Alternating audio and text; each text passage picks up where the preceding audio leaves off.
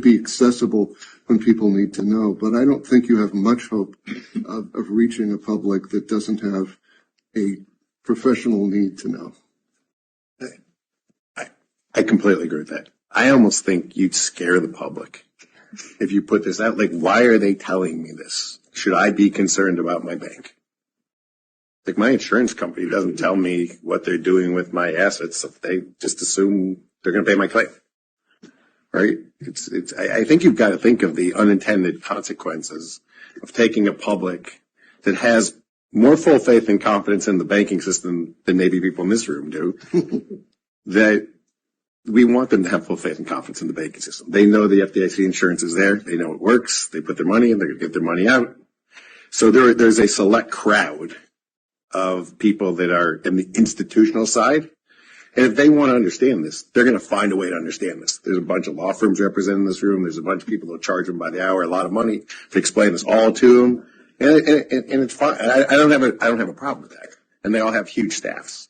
But I would be careful about the unintended consequences of starting to blast too much of this out in the general public. I wondered whether there are some market tests of whether you're being heard.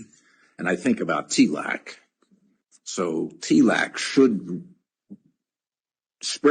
respond to good and bad news about the institutions. And it's really important. I mean, it's a little bit conflicted, right? I mean, it's important that people understand they can be bailed in, but you don't want a huge run on the institution. But they're going to be.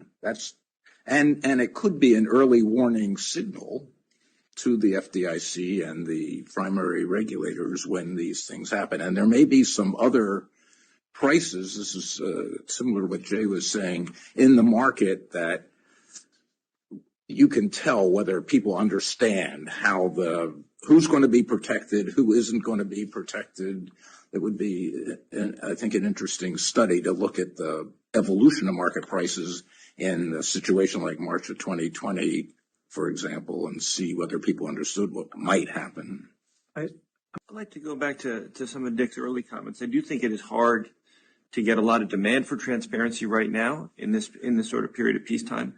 But that is going to flip, and it's going to flip probably even faster than we saw in 2008, where the need for communications really quickly in the social media world to avoid disinformation, to have some holding patterns for things like, I remember in the early days of bail-in, people saying they're coming for my deposits, right? So just holding communications that you can pull out that are helpful to deal with disinformation, some very simple things, and how quickly you'll be able to deal with different constituencies. For example, as liabilities are further up and closer to harm's way, when are you going to be able to give them some comfort, if any? How do you deal with foreign operations? How do you communicate to some of those different groups?